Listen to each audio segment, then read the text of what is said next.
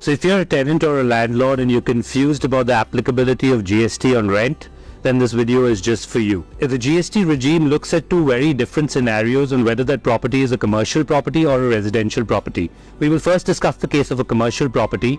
So if the property is a commercial property, then the GST regime only focuses on the landlord. If the landlord is registered under GST, then GST is payable on the rent irrespective of whether the tenant is registered under GST or not. Now we come to the second scenario of a residential property. In case the residential property is leased for commercial purposes, then the GST regime treats this property just as another commercial property, and we go back to the commercial property scenario.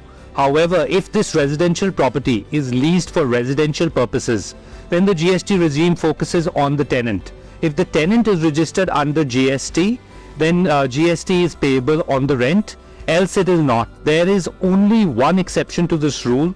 If the residential property is leased to an individual for residential purposes, then GST is not payable on the rent irrespective of whether the tenant is registered under GST or not.